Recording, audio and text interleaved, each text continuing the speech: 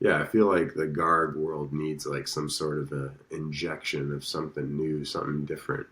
And I don't know where or when that's going to come, but doing stuff like this, testing different things is one way we can find that.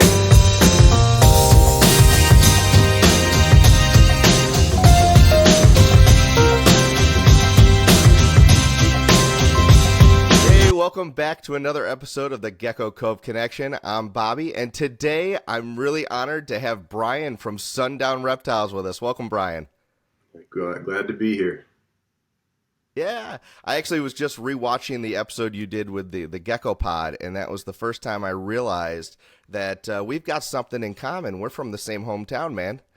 That's right, man. Yeah, I lived in Illinois for quite a while. Yeah, more than Yeah. 30 years I was up there. So I remember watching that and just like, oh my God, I've got a connection. It was so cool just hearing that someone else is from our hometown and that you're into reptiles. Because growing up, I don't remember many people talking about keeping reptiles or geckos, snakes. I didn't have many friends that did any of that stuff.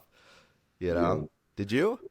not really. I was kind of on my own growing up, but as I got older, obviously, then when you kind of get more connected into the community, you meet more folks and so forth. So it's also nice to have Tinley in your backyard as a home show. So that's a pretty special one to kind of have right in your backyard.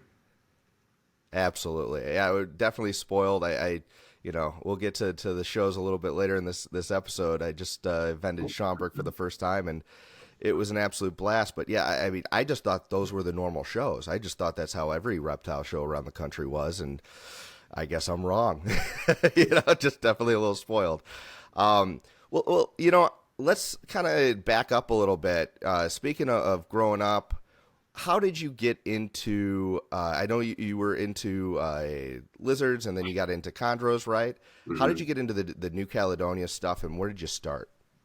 Um, if you're into geckos, which I have been since I was a kid, just from like going to Hawaii as a little baby and being around all the invasives that were out there. Um, I kind of was in love with geckos kind of as a kid, anything with sticky feet, um, Nice. tentacles, spikes, horns. I was like, it attracted me. So yeah, I would say like kind of once the new cows started becoming a thing and becoming a common thing in the reptile trade, um, I kind of just gravitated to them. It's kind of hard not to with the variability and how amazing each species is. So I don't have like a year of when it happened. I know I had gotten into cresteds really early on before they had become like a big thing, and I got a group, and I like did not know what I was doing at the time with them. I was pretty young, and I ended up like having a female in with a male way too early. She got egg bound and died, and then I wasn't able to find more females, and then I kind of like went away from geckos for a while, just because I Sure. was like different things in life were going on, and I was kind of keeping more snakes at the time. But I kind of circled back around more on a serious level with a lot of the new Cal stuff, probably in like 2011, 2010, which is when I took over part of Derek Dunlop's collection back in the day. And so I got a lot of my founding gargoyle geckos actually from Derek, and just by purchasing the rest of his eggs that he had when he was getting out of the game. So yeah. Oh, that's awesome. Yeah, that's fortunate. He definitely had a great collection. Um, so okay, just for perspective here, right? So when you say 2010, 2011, to me that seems like yesterday, but I'm getting old and I think my brain's going a little bit foggy, right? Mm, 'Cause right? It's one of those things where it's like I graduated college in '09, so I'm like that was mm, just yesterday, right? And no, yeah, it's been right. a while, right? But so when did you start? You said you got your Crested Geckos back before they were popular. Were you in high school back then? Or was this in college? It might have been it was definitely high school to like maybe late grade school, and it was like they were not well Oh, known. that's awesome. And again, I like got them, and then I only had one female, and this was like Hmm. yeah, this was probably grade school. This was probably like That's late awesome. grade school, and so I would say, yeah, I just had that one female. She had gotten egg bound, and then I tried to find another one. I'm like, man, I made that was a learning rookie mistake of keeping them together. And like next thing you know, that male's ready to go, and she wasn't. And Uh, yeah, but yeah, it yeah, was the a boys while are ago. I always wish I ready could a give little you a early. year. I wish I could give you a year of Oh, you when. don't have to. But the reason why I even bring it up is because, there's so many. What I loved seeing, at Schaumburg was how many kids were there, right? Mhm. How many young adults were really interested in the hobby and the animals that I had there and the animals all around. And you're kind of one of those, in my opinion, you're in a success story of, I don't know who introduced you or how that was. You maybe could tell us that story. But, now seeing your collection, seeing some of your lives and your walkthroughs, I mean, it blows me away every time you pull something out of a drawer. It really Mm, does. You've got thank some you. of the most stunning animals. And when I think I've seen your best, you prove me wrong and you show me something better, right? Even just the other Thank day, you. you're on a live and you're like, "Hey, look at this," and I'm like, "Holy crud!" Yeah, So thank you. I would see you as a success story, of being that next generation that someone brought into it. So do you have any moment where you're like, "This is kind of brought me into the life of reptiles"? Was it herping outside? Was it an experience where you went to one of these shows? That's a hard, I've thought about that a lot and just trying to pinpoint where it did all start. I think, again, as a kid, my family would go to Hawaii a lot, and so I was always around a lot of geckos as a kid, and I don't know if that's what started it, but since Yeah. I can remember, I mean, I, I do remember going into like, I think it was when I was getting ready to go into a school, out of like kindergarten or first grade or something. I remember going in with my mom into like this like office where they were like kind of talking to me, and I had my little case of like all just zoo books. So I've been into it since I was a kid, but yeah, I think Love it. Hawaii definitely had a big impact on me, just seeing geckos everywhere, and I've always loved wildlife and nature and biology. So That's great. Yeah, I'm trying to get my kids into it. My wife and I are talking about Hawaii. I actually went there twice, and I don't remember it because I was an infant. So I haven't mhm. been there since I was that young. Got to go first class too. I can brag about that, but don't remember Nice, it. nice. But yeah, so good stuff, man. All right. Well, like I just mentioned, your quality is just absolutely insane. I mean, just the color saturation, the vibrant reds, of your gargoyle geckos, and all your species are. I gotta say, you keep quite a few species. Let's just quickly list off some of those. So obviously, you're in the new Cal stuff. So I've seen the chewies, the gargs. Do you breed crested geckos anymore? I do have a small group of cresteds that I produce. The lychees, some Eurodactylotes, and that's pretty much it for. Oh, I do work with some of the Trachyrhynchus as well. Um, so the greater rough snouts. Oh, And nice. then that's it for the new cows. For the Aussies, the rough knob-tailed geckos. I've got the rough-throated leaf-tailed geckos, Phylurus amnicola, which are your riverine leaf-tails, the northern spiny-tailed geckos, a couple different Those species are of awesome. cave geckos, a few different species of Abronia, and then some chondros, which is my snake department, and then it's a lot of tree monitors. So, but that's pretty much the majority. I think that's everybody. Just a few. Yeah, Yeah. just a handful. Yeah. Yeah, and the reason why I love hearing all those different. They're all fantastic species. I would love to dive into so many of those, and you've done it in a way where I really, you're obviously way bigger than I'll probably ever be as far as the quantity of animals, but you keep the quality up. And how do you go about doing that? Are you just really selective with what you keep back? Did you just start out with the best? Did you kind of learn along the way? What was your journey of creating? Most people want to get to that echelon that you're at, but it takes a special person and a special eye. So, what was your journey there? Yeah, I think it was just Your strategy? starting with quality genetics from the get-go. I didn't, you know, I was given that unique opportunity when I did get Derek's collection, and to get a lot of his eggs. It's a weird way of going about getting into something. Is literally like I bought a couple of like containers of eggs from him. I didn't even buy his guards. I bought eggs, and That's so which is cool. pretty wild, and I was really nervous about. But I think like back in the day, I paid like 2 grand for all of his eggs, and he had like a bunch of different stuff in there. And so, yeah, that really kickstarted my stripe project because he had some of the best stripes at the time. And a lot of that stuff is like, from to my knowledge, different from a lot of what else is out there. And a lot of folks who have really nice stripes nowadays, a lot of that stuff originated from Derek's stock. And a lot of like big names out there who have nice striped animals today have gotten a lot of stuff from, or at least some keystone animals from my projects as well. So yeah, it's just a matter of like getting, I wanted to get the best stuff I could all the time. And I think that's it. I just really was trying to get the best of the best that I could because I feel like that's really what sets you apart when you've got, you put two animals side by side, and if you've got way different quality between the two of them, what are you going to be gravitated towards? So that's kind of been my Absolutely. approach is just to get the best that I can, at the time. So. So you mentioned that he had a bunch of the stripes, and your stripe game is definitely on point. I probably need to pick one up from you.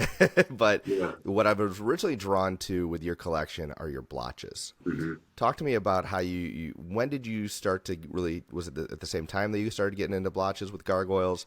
And if not, how much longer and where was your original stock from, if you don't mind sharing that? Hmm. Yeah, so I like when I started getting into the blotches, I kind of tried to go everywhere I could to get some of the best stuff. Derek did have, there were some blotches that were in that group as well. But I kind of, I had gotten stuff from pretty much anybody who had good stuff. So I'd gotten some animals from Paul to start with. I had gotten some animals from Matt LaRocco. He has some really nice stuff, and I had reached out kind of just anywhere. I would just pick and choose. Back when Jordan Russell was back in the game, he had some really nice blotches, and so I had gotten stuff from him, and I kind of just cherry picked over the years, just getting different things and just kind of putting together a nice group of animals and just really focused on selective breeding. So. That's awesome. And Mhm. I think one of your top lines that you've coined is your Bloody Mary line, right? With Hmm. that?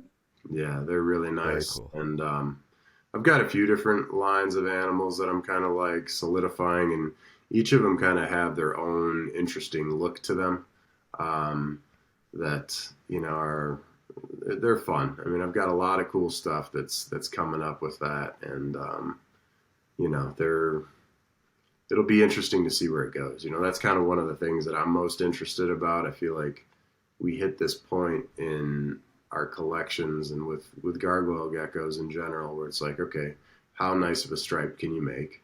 And then how nice of Right. a super blotch can you make? And where do we go from there? Like, how does it evolve? What changes?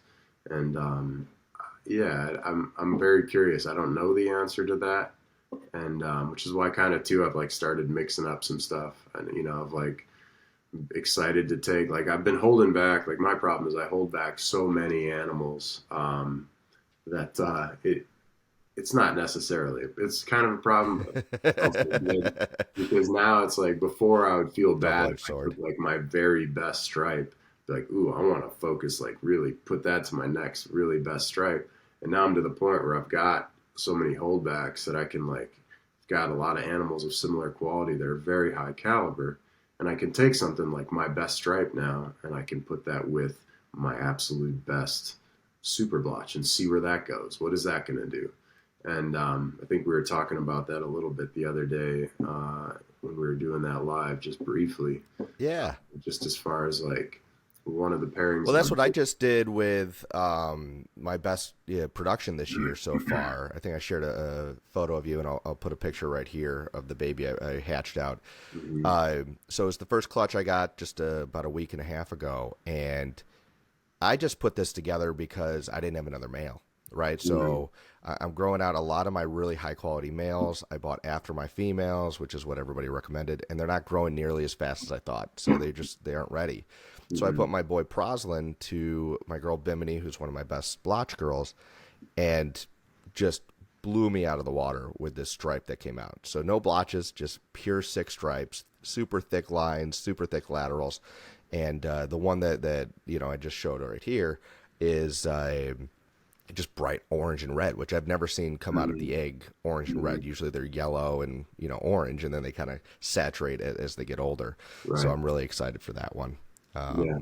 But this was cool. So you are starting to mix them, which is what you're reading my mind. That was one of my questions. Yeah. Is that something you do? Because I've heard that from other really top name breeders. Is that's how you can kind of spread everything? Hmm. Yeah, it'll be interesting to see. Like so far, I mean, I just put a new group together recently, but one of the ones that I've done last year into this year is this pairing that I call Caliber, and it's Okay. basically a really nice striped male, and I've got these two siblings, super blotch females, that I kind of have in this small group, and excuse me.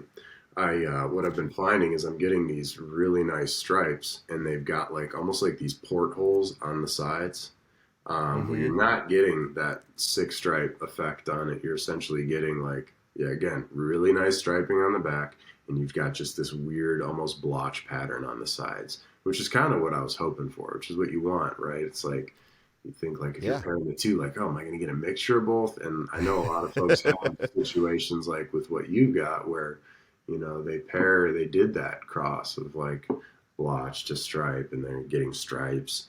But this is interesting where you're getting like this little kind of mixture of the traits, which is cool because yeah, I feel like the Garg world needs like some sort of a injection of something new, something different, and I don't know where or when that's going to come, but doing stuff like this, testing different things is one way we can find that. Exactly. I think people are so dogmatic with stripe to stripe, blotch to blotch. Hmm. We gotta keep the bloodlines pure there, and they came from somewhere. And even the F1 female that I just had babies come out of, they're kept in a group, and Hmm. there's stripes, blotches, broken stripes, all different looks, and they're producing all different types of babies. So without any true morphs yet in the Hmm. gargoyle world. Like you Hmm. said, I think there are top breeders that have pretty much maxed out as much as they can the stripe and pretty much maxed out the blotches. Hmm. Doesn't mean I think everybody's done because everybody wants to chase that and have one in their own collection, right? And they're Hmm. not cheap to get one No, that they're high not. quality. But it takes a long time to get that quality and a lot of investment. It seems like with the new Cal stuff, I mean, you hear it a lot with like crested geckos. You can have two amazing parents, and sometimes they throw offspring that really aren't that great. And most of like what I've been working in with certain lineages of animals that I have, they seem to always outdo the parents. Like the offspring are Mm-hmm. always incredible, and they always seem to just be better than the parents for most of my pairings, which is pretty exciting. But yeah, it'll be interesting to see where it all goes, and I love seeing all that pattern on the faces and on the head. It's cool, and it seems like we know so little kind of about the gargoyle gecko genetics. Whereas with crested, so much of it has kind of been blown wide open. There's still just so much to learn with the gargs for sure. Absolutely. And so, okay, let's backtrack to kind of how you keep your gargoyle geckos. So, do you keep them in pairs, in groups? Do you do a little bit of both? What's your strategy of how you keep your breeders together? Yeah, I do. I definitely do a combination of both. When I do groups, I try to have sibling females so that if I Mm-hmm. have a male, like if there's two or even sometimes three females in there, all three of those females are from the same pairing. So that I Nice. know, like, okay, yeah, it may not be from this exact female, but they're all the same bloodline. It's all the same lineage. So I know, like, I'm crossing this to this. But I do have some that are just in single pairs. But I kind of like one of the things that I'm doing right now, and I'm going to experiment out of this, is I'm doing like really big, like 64 quart bins.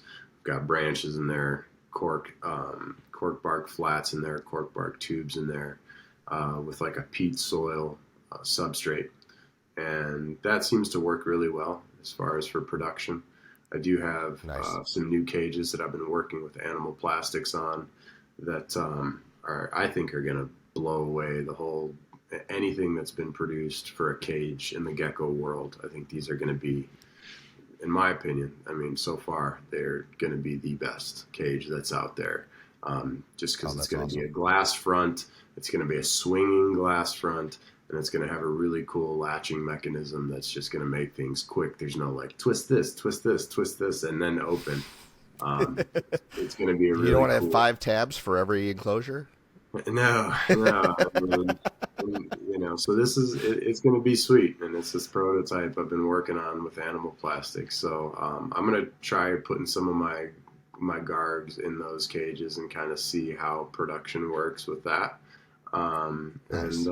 if that works, great. I'd like to keep them in those just for better visibility, so I can enjoy them more. But they seem to Yeah, do really well in the current setup as far as breeding and production. that's awesome. So with those, what size enclosures are you building with them for gargoyles, ideally?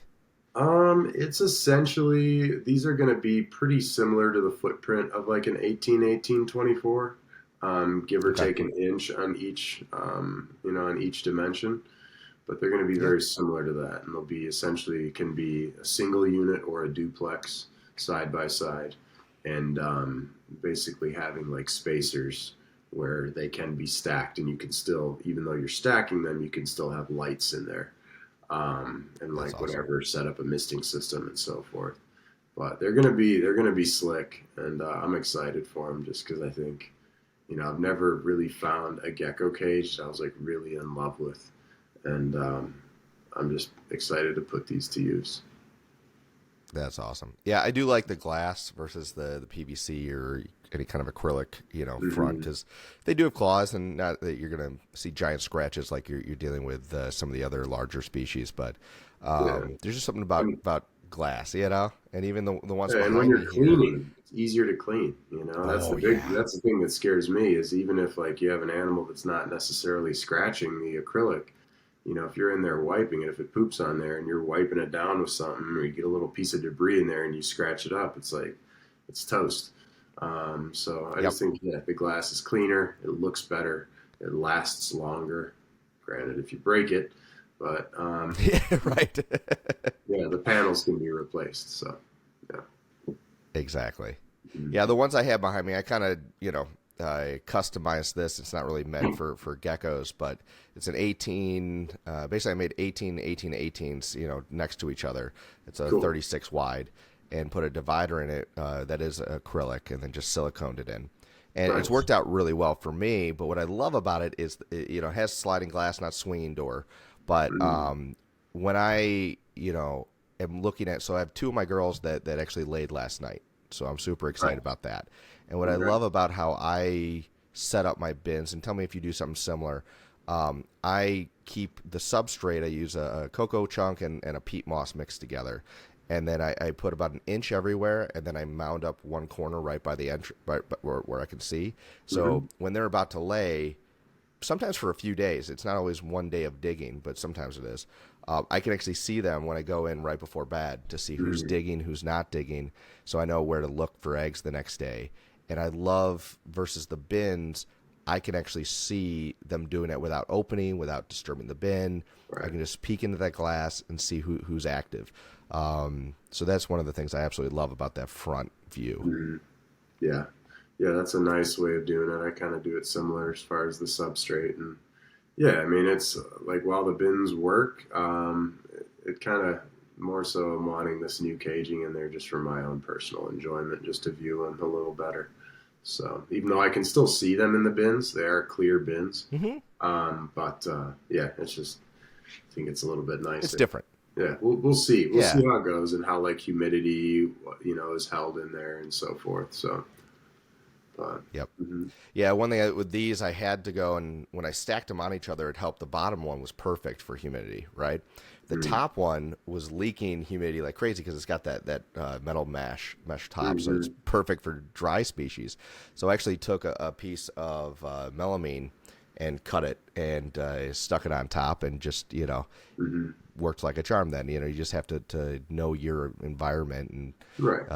work around it. So if you're in a humid environment, that would work perfect. If you're where I am, you have dry everywhere because of the AC. Got to Right. make sure it's a little more enclosed. Yeah, So, for sure. but you mentioned you do something similar as far as do you use lay boxes or do you mount it up like I do? I mount it up just like that. Yeah, I yeah. just find it I, works I, better. I Just, yeah. I used to do lay so boxes back in the day, but I'm just kind of, yeah, I mean, I've kind of ditched lay boxes altogether for everything except for some of my Australian stuff and for my monitors. But to me, I'm just one thing that always bothered me with lay boxes, and I like some of the new ones that have come out. There's some of the slick, 3D printed ones, but the first tutorials I saw, it was just that plastic, food container from the store, and they're cheap, and hmm you cut a little corner, and they work. yeah, But I'm like, I spent so much money on this enclosure and making it look nice and buying these gorgeous geckos, and I've got a Tupperware sitting in the corner. It's just, I'm yeah, like, something's not right here. I hear that. I hear that. I agree with you. Yeah, but I mean, So, my collection is more so geared towards production. I mean, while I want it to look nice for sure, it's like, yeah, I mean, for me, this is my business. It's not just a hobby. It's not just like, oh, I've got a couple of them and I want it to be like super, super aesthetically pleasing. But I do hear yep, you on that. It's like, yeah, you want it to look nice, you know. So I get that. right. Well, so, okay, you mentioned that this is your business. It's not just a hobby for you, right? hmm And you've really, jumped in full feet, and I love that. At what point did you decide that's where you wanted to go? Was it, we talked about you getting into the new Cal stuff, investing in around 2010. Um, when was that switch for you from hobby to career? I would say when it officially started, maybe was, oh boy, um, man, maybe 8 years ago. Well, for me to go full time, I would say it would have been probably maybe full time was like 6 years ago. 6 years Okay. ago, maybe 6 to 7 years ago, because I was kind of doing it part time for a while, and it just honestly, it's not like I just decided. It kind of just had to happen. I was kind of doing so Right. many things.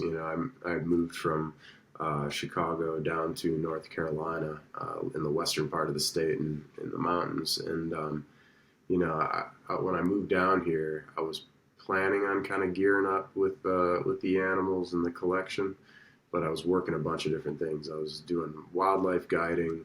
I was working in a family construction business. I was teaching biology for fifth graders in this like outdoor ed program, Nice. and so I was doing all these things at once, and I was doing the reptiles.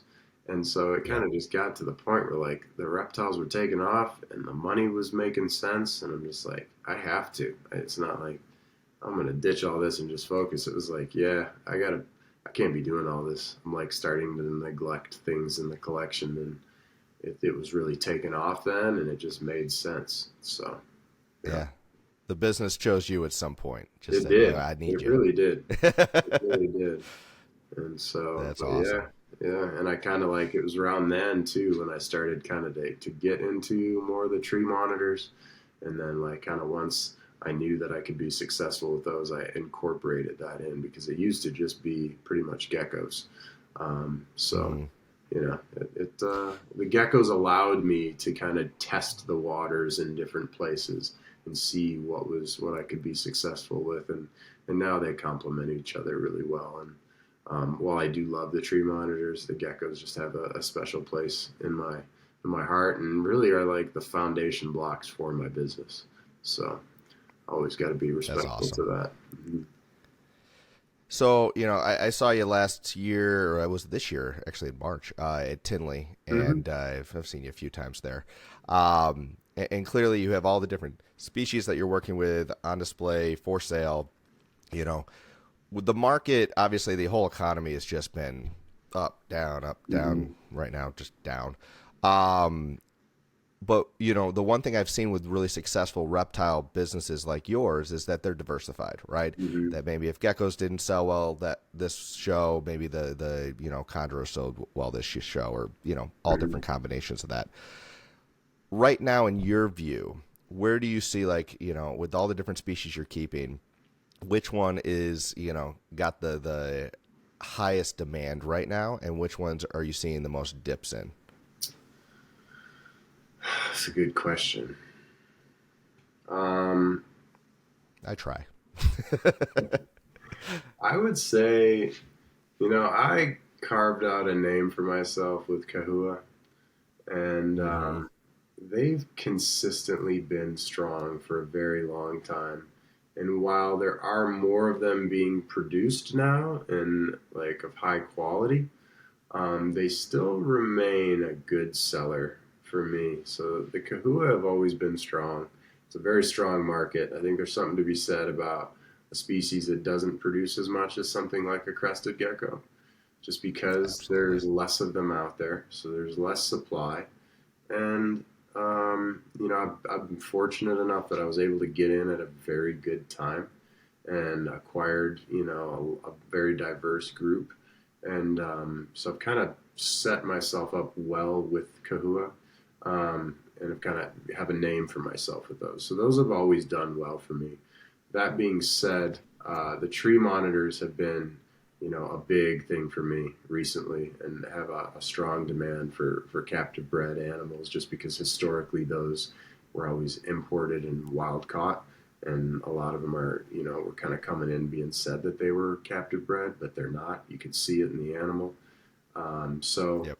that's been a very nice compliment to my business, just to be able to be successful with the tree monitors and to be able to provide people with legitimate captive bred offspring. So those have been kind of the And they're strong. gorgeous. Yeah, they've been really. They're amazing. They're amazing. I mean, if I was going to keep one reptile, if I could only keep one thing, it would be a tree monitor. I mean, you could pick the species for me. I really wouldn't care because they're all so interactive, and it's at a different level than the geckos. Like, geckos are amazing, and again, will always have a place in my heart. But the intelligence of the tree monitors and how they interact with you is just Different it's a ball game. it's almost like a bird more so than a reptile. Yeah. So they're great, but yeah, I mean, you do see ebbs and flows, like you said, right? And the more popular something becomes, the more people work with it, and then the more supply there is, and so prices will adjust. But we saw a crash. I mean, I've seen, and since I've been keeping, like, a crash in the crested gecko market. And then I mean, Mm-hmm. it was down to the point where people were getting out selling their collections, and crested geckos were dirt cheap, and then they made this raging comeback to price points that we couldn't believe. And then it's kind of gone back down again, and I think it's like starting to balance out now, where people still want really nice stuff. Gargoyle geckos have been a great seller for me. Been very consistent with sales on those, and again, it was like, there's a point last year where folks were offering me, crazy money for certain individuals that I didn't want to sell. And yeah, I mean, things have kind of balanced out too for those. But I think with all the species, especially species that have morphs and are, have that variation, they're polymorphic. You can get all these different looks in Mm-hmm. one given species, like our gargoyle, like all the new cal stuff. I think Right. there will always be a demand for the best of the best, and the best of the best of each of those species will always command high dollar. So, you know, so long as you're working with projects that make you happy and morphs or color variations that you really like, I think that's what's important. And the best of the best is always gonna people are always going to like it. And they see there's no denying a jaw dropping specimen of any of the new Cal stuff, whether it's a lychee or a garg or a crested. If it's like a killer specimen, people are going to look at it and their jaw is going to drop. So, yeah, it's kind of be interesting to see where it all goes. But as far as morphs and what comes out with gargs, but yeah, I'd say for me, the best selling stuff has been Kahua and Gargoyles are my top. The Yep. Cresteds I don't work with as much. I literally have like 4 breeding pairs, and I like to keep it that way because they do produce so much. Yeah. But I always move them consistently. But I'm producing really nice stuff. I'm not producing like Nice. mid tier, low tier. I'm trying to make sure I've got the best stuff. And the same goes with the lychees. But I'm like, the lychees are something that I don't advertise them enough, and I need to kind of like get them out there more. But I've got a Sure. really killer lychee collection, and so a Nice. lot of like the Do you top, focus in on certain locales of lychee, or are you or just high color? just like high color stuff, both with Island and GTs. Like kind of Mm-hmm. producing. I really am like focused and most interested in like really refining my GT animals, like something that's going to be massive and also have really crazy color. So that's kind of my best stuff, stuff like that, and Yeah. also with the melanistics. So, Very cool. mhm. So one thing that I'm always impressed with when I'm watching, especially your lives, is you're just an absolute boss when it comes to aggressive geckos. Like even just the other day, you had a Chewy that was just like, "Nah, I don't want you in here," and she's going at your finger, and you're like, "All right, keep going." Like, Yeah, you don't flinch at this point, right? I guess if you're no, comparing to other species you keep, these guys are nothing. But you know, I guess the question I have then is, a lot of people are intimidated by, less so chewies, but more so leechies because of the cage aggression. When you get them out there, a lot of them are puppy dog tame, not always, mhm. but a lot of them are. Is that just over time, just realizing it's not that bad, or do you still get a little bit, flinchy every so often with certain species?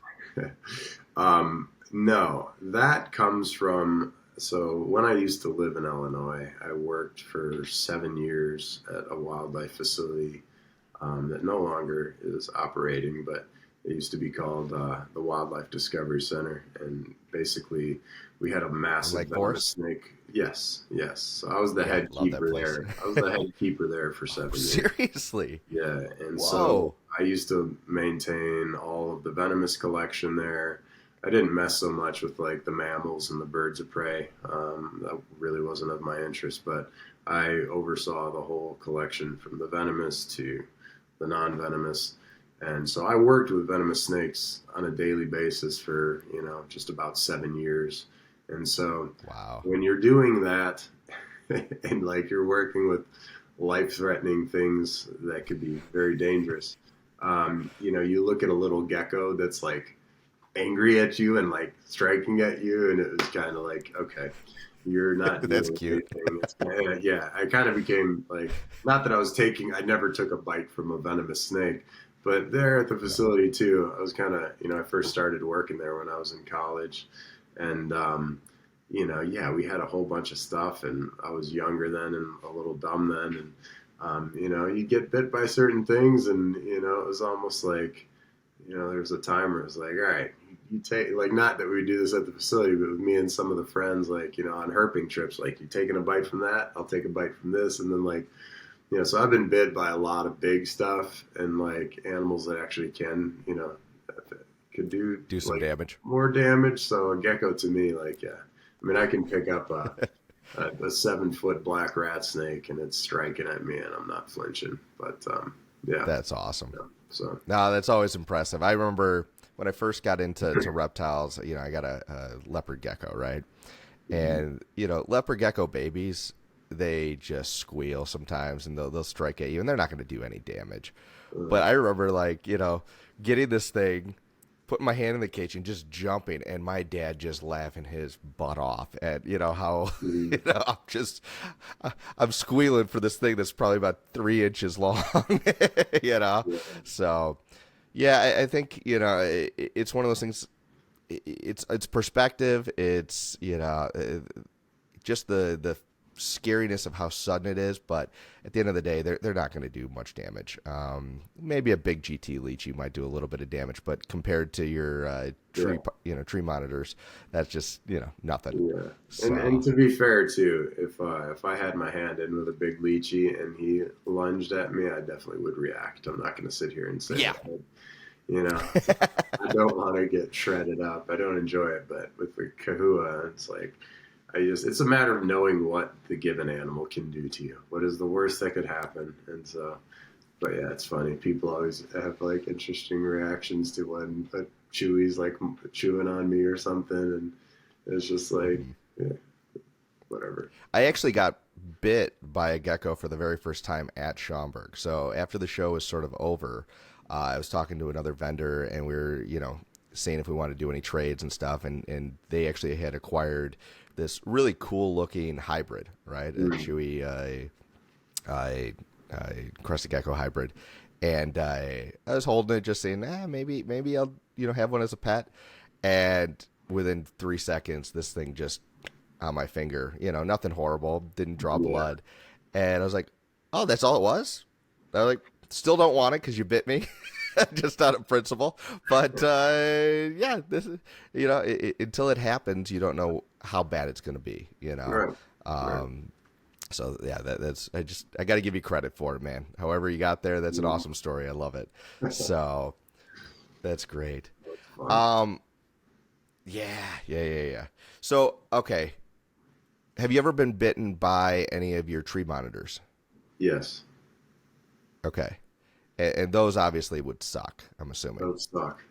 It's not a fun, but it's not like with them. Again, it's like it's kind of understanding just animal behavior. Like Mm-hmm. none of those animals, when I go into the cage, are trying to bite me. The only No. time, like, first of all, each one is such an individual. They're their own. They have their own personality.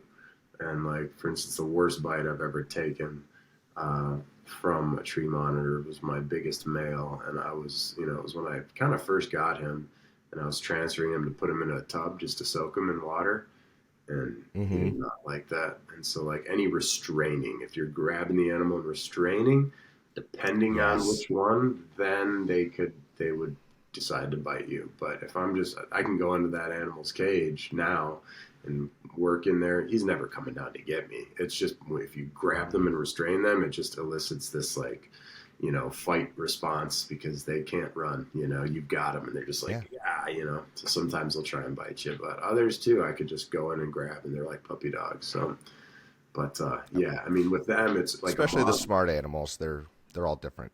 Yeah, for sure. But the monitors just have like a very strong jaw pressure with like little shark teeth. So it makes a lychee bite a joke. It's Exactly. so. No, but I agree. And whether it's a big tree monitor or if it's any of the new cow species, one Mhm. thing that I noticed at the show, I had to tell people, especially what was interesting, snake people that you could clearly tell, they're all decked out in their gear with snake stuff on. I loved Mhm. that. You could really, it's funny, it's either gecko people or snake people at the show, and you could tell who was who. I don't know if you noticed that too, but Yeah.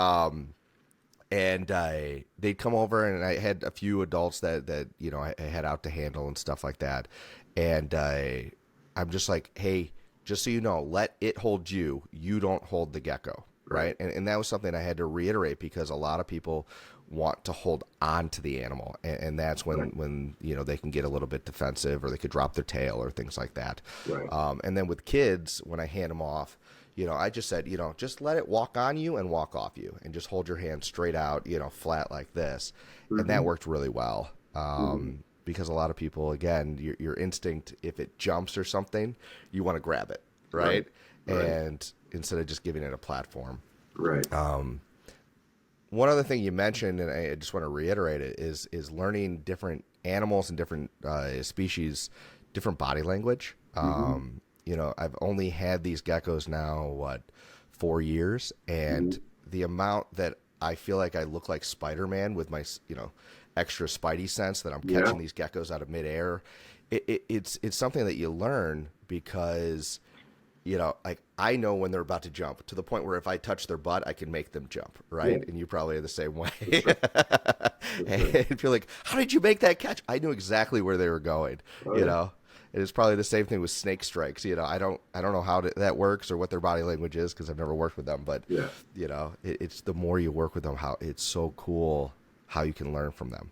yes, for sure. Yeah, it's you know, it's the more you work with a given species, it's kind of what you're gonna. It's natural. You're gonna pick it up. I feel like, and yeah, having worked with the venomous stuff for so long, like that is like you have to learn, and that's what makes someone like a good handler, someone who's respectful with the animal too. But yeah, animal behavior, it varies species to species, and the more you work with it, the more you learn it. So yeah, I definitely hear That's what you're awesome. saying about that with like yeah, with the movements of a gecko and how it's gonna go. And yeah, people are always amazed when you make a grab or like I've got a tree monitor that flies out of the cage over my head, and I had my employee the other day and just went boop, caught it, and just like holy cow, it's like what they're gonna do. You get used to it. You do it every day. I do it every day. It's a living. So yeah, yeah, you better Exactly. be Yeah. careful. No. Yeah, exactly. And if it's a quick learning curve if you're not, right? And so, but it's also teaching people who are new to the species the basics when you're first introducing the animal. I think is an important thing. Mm-hmm. Um, so I want to talk a little bit about vending, right? Because again, I've seen you vend a few shows, not all the shows because you're all over the place. Um, but do you have any tips in this economy right now? uh, where things are a little bit, slow just in general. And if you only have one species, hopefully there's some people that are coming that want that species. Mm-hmm. Um, any tips for people who are just getting to the point, maybe they started their collection like I did and, 3-4 years ago, and they're finally at the point where they're starting to release babies.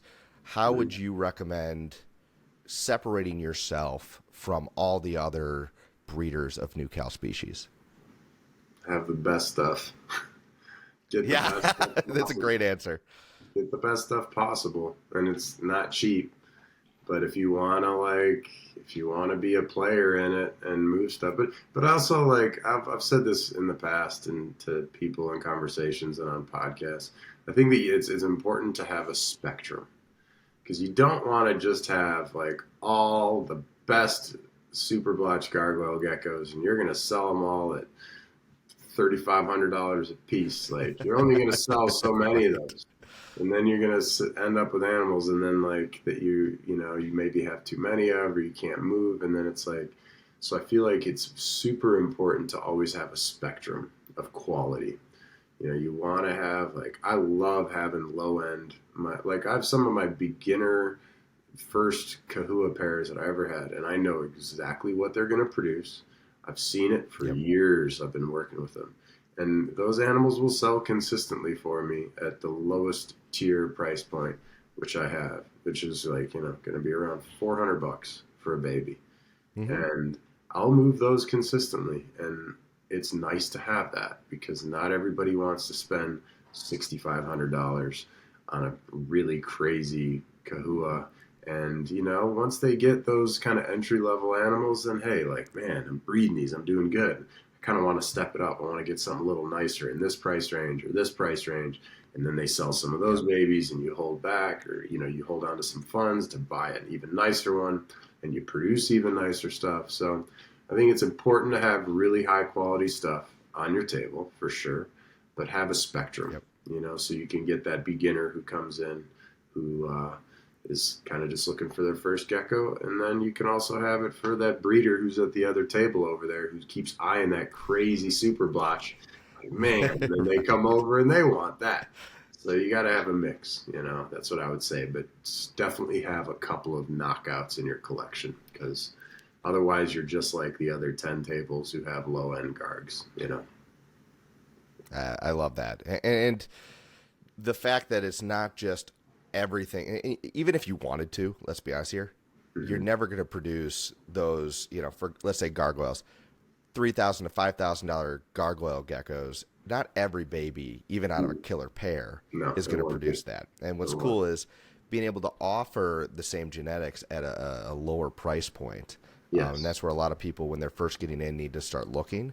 Because when I first started, what I'm willing to put down on my next gecko is 10 times what I was willing to put down for my very first two, Right. right? Right. And so, yeah, I think it's a great idea to have a variety, Hmm. of different quality, but also just kind of fun to see what pops out too. Because again, Oh yeah. we've been surprised with really high, genetic background geckos that don't look as cool, Hmm. producing some of those crazy geckos down the line. Yeah, they can. They can.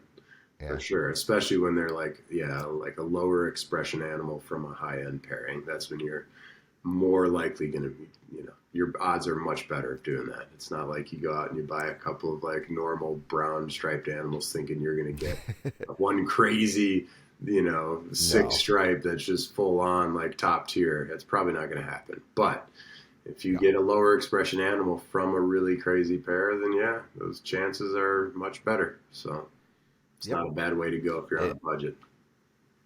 See if the odds will be in your favor. And like you said earlier, these things are addictive, right? So, Oh yeah. we can kind of use that to our advantage as breeders is that, just getting into people's hands, we don't have to sell the geckos, and to have people come back. Some of my best customers, I sold, something to them that was awesome. They Hmm. got one, and then all of a sudden they're like, I need to get another one. Can I Yeah. get one from you? Do you have any other people you recommend? And Yeah. so they just have to have that first cigarette, and then they're hooked, right? Kind of true. So It is true. yeah, It's true. yeah. Yeah. What other things, if someone's looking to vend, do you recommend them starting with smaller shows? Now, I was kind of crazy and just jumped straight into Schaumburg, which isn't the Mm. biggest, but it's not the smallest. Um, do you feel like people have more success if they start off at a more small local show, or does it not matter? I don't know the answer to that. I would say Okay. my recommendation would be, yeah, I mean, hitting up your local shows. I think a lot of it too, and it's kind of like I see it at some of the local shows that I've been doing now down here. I've kind of been hitting like more Repticons and stuff that are local to the area. But, I'm kind of someone that has had a bigger name in the gecko in the reptile industry. And Yep. like I'll look over and I'll see a breeder that I do not know. And I'll take a look at their table. And they've got a crowd of people there. And like there's people who are like chatting them up who know them. And so I think that's like kind of a testament to being there and getting your face out there so that people can see you. So you don't have to have like a big name or be super well known in the community. If you're going to shows and you Hmm. go to a show consistently, as long as you're providing healthy animals and you're giving Hmm. people good care info and being supportive and standing behind your animals, you're gonna get customers and you're gonna develop relationships with people who want to come back and see you. And they may not know you from Adam. They may not be on Instagram and know about Gecko accounts and whoever. They just know, oh yeah, that's Mary from the Repticon, and I got this guard from her. Like you got to come see these, and like, oh hey, how's it going? And they've got that relationship. So I think that is valuable. I think just kind of getting yourself out there. It doesn't matter if it's a big show or small. I would start local because you're not super invested in having to travel far, Yes. take off work, and like put yourself out there for some massive show. It's a local show. Hit it up. Go to it a few times. Establish a little reputation for yourself and meet people. That's important. Yeah. Yeah, that was one thing that I was a little bit not shocked, but also just I didn't realize initially when I said, "Oh yeah, I'll just do this." Again, for me, it's a local show. Mm-hmm. Um, you know, I went and bought a banner and I created my own display. Mm-hmm. So I could save money there. But everything adds up in this hobby, and Mm-hmm. you can just go there and throw some deli cups on the table too, but I don't think people stand out nearly as much in the competitive world right now of geckos. But the initial cost to buy the things, to go and actually present well, T-shirts, whatever it may be. That did add up to quite a bit, Oh for me. yeah. And then the table fees and things like that. So, it's not free to vend, which is should be obvious, but Yeah. Yeah. No, it's so expensive. There's a lot of costs involved for sure. And just like, to do reptiles as a business is not easy. It is not easy. So, it's we see numbers on geckos and animals that are in the hobby and you think like, oh man, I could make a killing. And it's like, yeah, maybe the right time and the right place, but there's a right. lot of money to invest to get in, and like the amount of money that I invested into my collection, it's crazy. It's crazy. It blows you away. I mean, just my It'll small blow you away. collection. Yeah. I've said this before. My wife tracks everything, Yeah. every last little penny, every bag of Pangea I buy, Yeah. every feeding cup, and so which is great. I really appreciate it Mm-hmm. because at the end of the day, I'm not going into debt, and I still love this, right? Mm-hmm. Because I'm not stressed about I have to move this gecko. So that's my benefit with this being where I'm at. But it does all add up, and all of a sudden she'd be like, "Yeah, you realize you're a few $100s in the hole now," and I'm like, What are you talking about? I haven't spent anything, It's like, Yeah. well, you bought that set of tubs, and you bought this, and you bought that. It's like, oh yeah, I did. Holy cow, it adds Yeah. up. But like you said, if you love it, it's worth it. And it If doesn't you're in have to it, be a just business. It doesn't have to be a business for you. no, Like not you at can all. get into it and have it as a hobby, as a fun thing. You can have a collection of even 50 geckos, and it's like it can just be a fun thing. It doesn't need to be about your business. So it's just what No, I've chosen. I I mean, there's so many other hobbies I've had before this, where I Mhm. kept fish, and even my fish tank right now, it's a money pit. I love it, but it's a money pit. I don't make a I single bet. dollar back, and every time a piece of coral is just not feeling the salt water that day and shrinking up, and I'm like, am I going to lose that $150 piece of coral? Yeah. There's no return on investment there other than just the pleasure I get. So, but Yeah. it's good stuff. Yeah. Oh Yeah, man. for sure. Never done Yeah. the saltwater stuff or like any of the fish keeping, but it is cool. They're beautiful. It's fun to look at. It's peaceful, like soothing. It is, and I'm learning. This is not everybody's statement, but I would say that for me right now, I only have one tank because it's kind of like people with a boat. It's so much cooler to have a best friend with a boat than to own a boat. Because you get to enjoy it, Yeah. but you don't have to actually maintain anything or Yeah, pay for it. So, for sure. um, yeah, I need to find a really good friend with like a 120-gallon, saltwater tank and just go Mm, appreciate that every so often. there you go.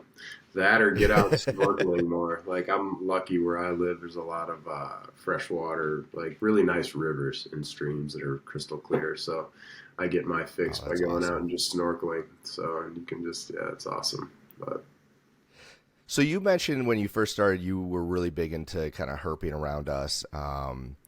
Two questions. One, because I'll be honest with you, I've never been really herping. I mean, I've probably gone out on mm, nature hikes where I just naturally do it, but I've never mm. like, hey guys, let's go out and try to find some snakes.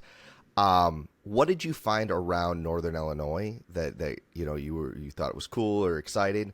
And then now where you're at, obviously it's a whole different group of animals. Do you still do that for fun? And what do you find? Yeah, so up in Illinois, there wasn't much. In Northern Illinois, there wasn't much.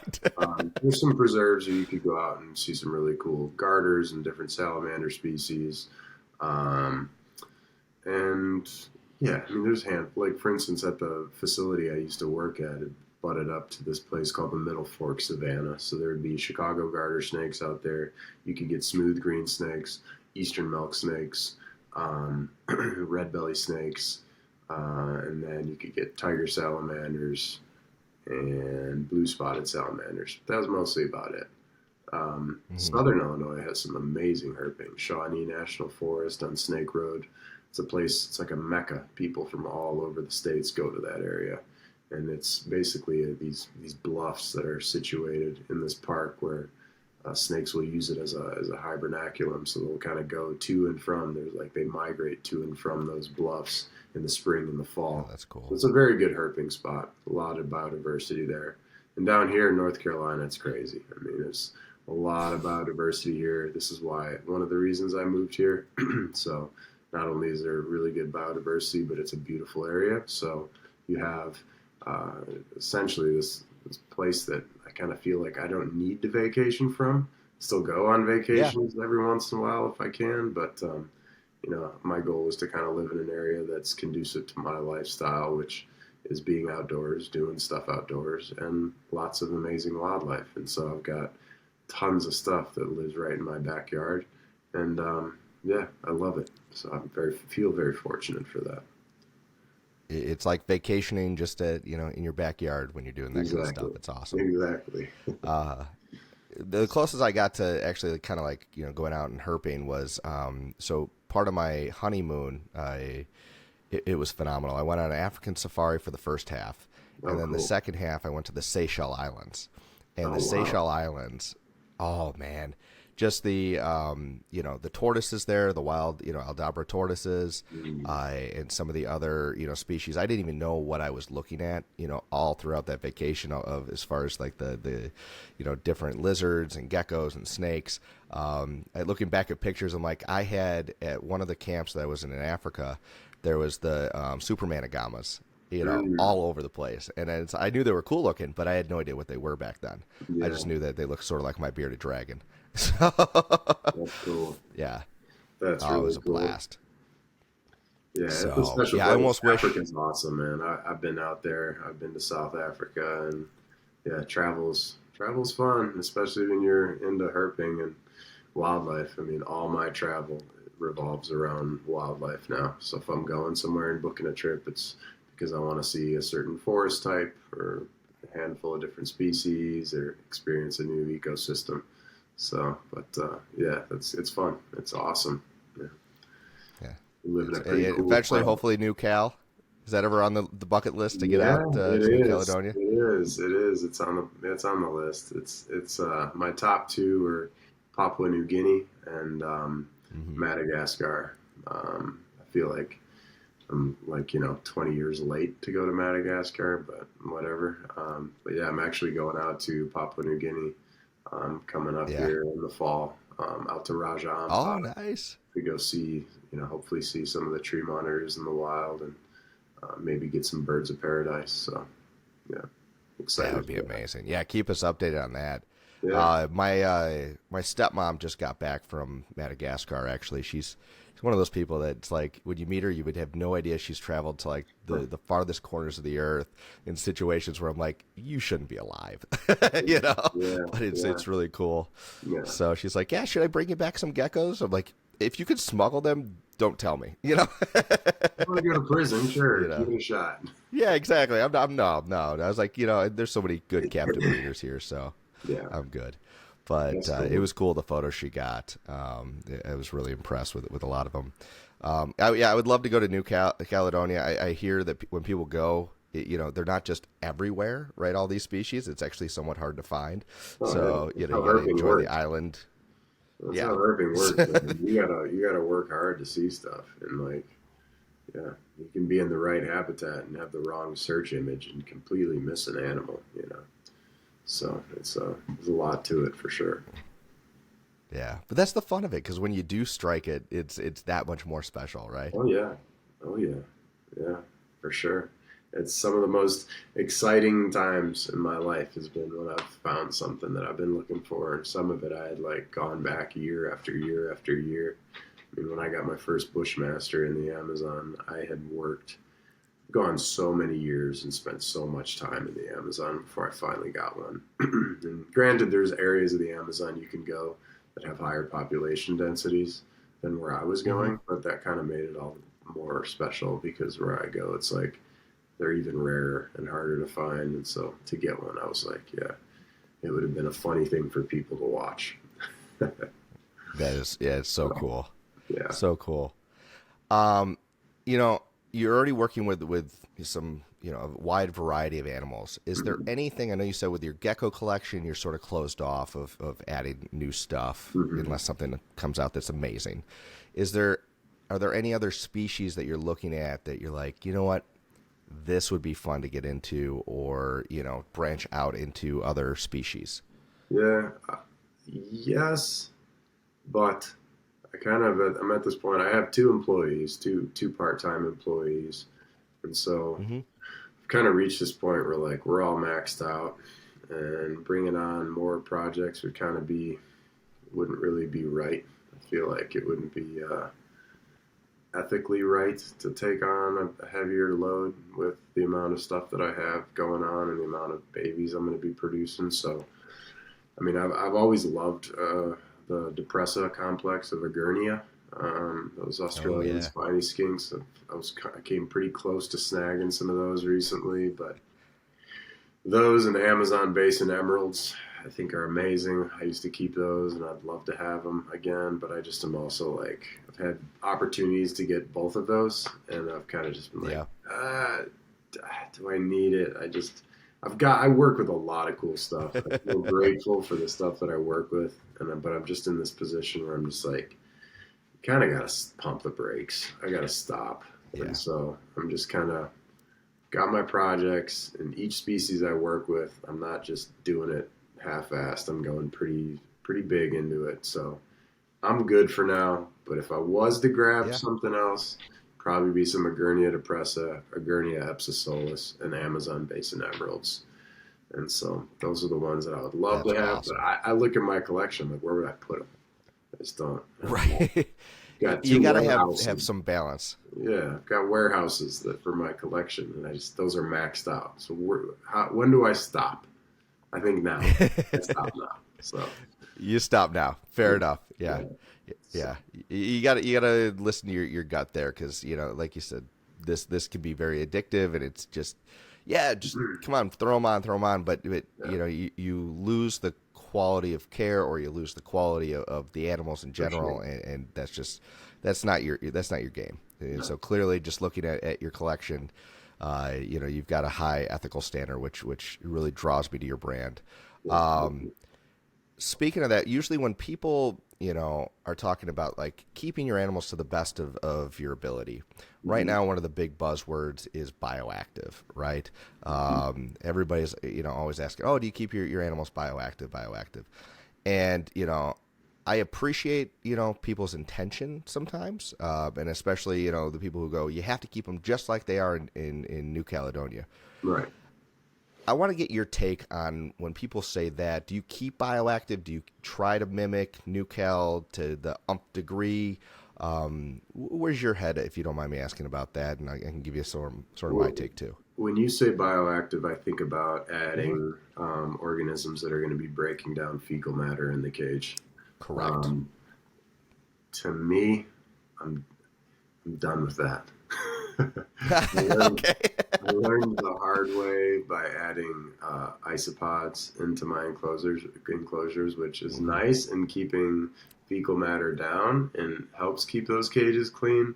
But I've probably lost tens of thousands of dollars due to those animals from them destroying eggs from various species. As people say, oh Yep. no, they won't touch a fertile egg of like a lychee. I'm like, yes, they will. Yes, they will. If you Hmm. leave it Yes, in they there long will. enough, if you miss it, sure. If the lychee lays it last night and you go in there this morning and there's isopods in there, the egg's going to be fine.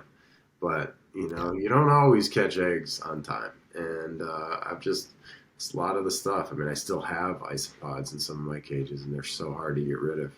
And so, yeah, I don't really do it anymore. I don't do it in my monitor cages. I don't do it in anything on by choice. Yes, if you went Sure. out into my collection, you'd find some cages that still have them, but I don't. I don't really. If you want to try like springtails or something else, sure, but Yeah. I don't purposefully And choose bioactive. yeah, I think there's a time and place for bioactive, or like we are Mm-hmm. saying, it's having the all the critters to break down the waste, the plants, the Mm-hmm. whole ecosystem. I've got one that I actually picked up right. It's the small one over here, where I've got a single Uri in there. Mm-hmm. and that to me works. I'm not going to breed it. It's just a pet. Yeah. So I'm not worried about eggs, having issues. I was told the same thing. I was told, oh yeah, they won't touch the eggs. And like you said, if you get them the moment that they lay or the next morning, Right. I didn't have issues with some of them. But I will tell you, I got a little bit scared. Actually, the ones that I just popped out, the crazy baby I showed earlier, I actually lost the original egg. So when she first laid, she only laid one set of eggs. One of them was a dud. The other one was fertile, but the shell was so thin, not because it was her first clutch, but I found out because they almost did the same thing to this pair that just hatched. I had that one. I had some isopods in there. They were chewing on the egg Oh yeah. and thinning it down. And I'm like, what is this striation? Like, I didn't know what it was. I thought it was just because she was a first time breeder. Maybe she needed some more calcium and they just didn't calcify all the way. Mm-hmm. And it literally looks like if you've ever taken an egg and just scratched at it, Yeah. all over. You chew And a hole into it. they do, Mm-hmm. and it just, I'm like, no, I've invested so much time and energy into producing these animals. Yeah. No, it's not worth it. Yeah. So I vacuumed everything out, and I keep springtails in there just for the humidity, and if there's a little bit of mold, they'll eat that. But no more isopods for me. Yeah. So Pods are a bad I'm move. with you. Unless you're not breeding. If you have zero intentions of breeding, then sure. But Oh, then they're great. yeah. Yeah, they're not going to bite your gecko or anything else like that. So very cool. Yeah. Yeah, it's an interesting take because I've had that debate with some people. Yeah. Yeah. For sure. But there's no really debating it. They eat eggs. Period. They do. It's crazy. So maybe you've got a story for me, but I got a story for you from I won't say who this person was. I don't even know their name, but they came up to my table, and I'm venting with Nelson from NTG Reptiles. Go check out his stuff; he's awesome. But they were looking at our gargoyles, and they're like, "Oh yeah, we keep gargoyles," and I'm like, "Very cool. What do you have?" He's like, "Oh, I've got about 12, 13 gargoyles, but they're in this giant enclosure, you know." And like a 4-foot enclosure. And I'm like, together? Yeah, yeah. Like one male and a whole bunch of females? Oh, no. They're all over. Yeah, they drop tails all the time, but, they just are, working it out and, just looking to add one more. I'm like, I'm not selling to this guy. No way, shape, or form. I'm so glad that I got to talk to this individual. I was like, I don't care if you offer me $3,000 for one of my basic geckos. There's no way I'm having you throw that baby in there of all different sizes, because Jeez. they're Yeah. cannibalistic, Oh yeah. especially Oh when yeah. they're younger. Oh yeah. Definitely. So It's wild. you ever had any situations where you just listen to someone and you're like, All no, the I time. need to educate this person. All the time. But yeah, there's not. People don't like to be told anything. So Told what to do. they come to you and they're asking you. That's a different story. But if you're telling Yeah, them, it's not. There's no point in that. I learned that a while ago. So just bite my lip and right. yeah. So That's exactly what we did. Yeah. So it was just one of those things we just looked at each other and were like, nope. It's a good hard luck. pass on selling. Good luck. So, Yeah. oh man, no, it's fun. Very cool. Well, hey, Bryan, I've had a blast just chatting with you. I really appreciate you coming on. Yeah. Of I'm course. excited about your animals. I really, I say this to a lot of breeders, but I truly, every time I see you, I'm eyeing your geckos. I just know that I want to buy one of your best, and so I Cool. want to save up and get the best one I can possibly get from you because your blotches are out of this world. Your stripes are out of this world. Like I said at the beginning of this, every time you show me a new one, I'm just like, well, I thought I knew where his top was, but he's hiding them on me, man. I am. I am. I So gotta get them posted up more. But yeah, I appreciate the kind words. I appreciate you having me on. And yeah, it's cool to see where this goes. It's good to meet folks in the industry and hobby, and yeah, just yeah, thank you for having me out, and look forward to hanging out at future shows, and yeah, Yeah, it'll be a blast. Well, so where can people find you? And if they're interested in some of your animals, are you on Morph Market, your website? Where do you want to direct people? Yeah, I would say Instagram is where I'm most active, but I also will post, you can reach out to me Instagram or Facebook. I do have a website at sundownreptiles.com. I do have Morph Market, but I rarely post anything on there. And then I do shows. So I'll be at Daytona in August coming up. And I always am at the Nice. March and October Tinley Park NARBC. And if you're in the Carolinas, the Southeast, and you're looking for something, I've got a ton of animals that are not on my website. I keep a very small selection that I kind of try to keep fresh on the website. But if you're looking for something in particular, you can always reach out on any of those platforms. And yeah, happy to set you up with something nice. And otherwise, come say hi at a show and yeah, see what I've got. That sounds awesome. Hey, thank you again so much for your time, and you enjoy the rest of your day. Thanks, Bobby. Thanks for having me on. And yeah, you do the same. You have a good one. All right, buddy. Hey, if you've enjoyed this video and want to encourage me to make more Gargoyle Gecko content, do me a favor, hit that subscribe button, share this with a friend, and maybe check out one of the videos right over there. I'll see you next time on Gecko Cove.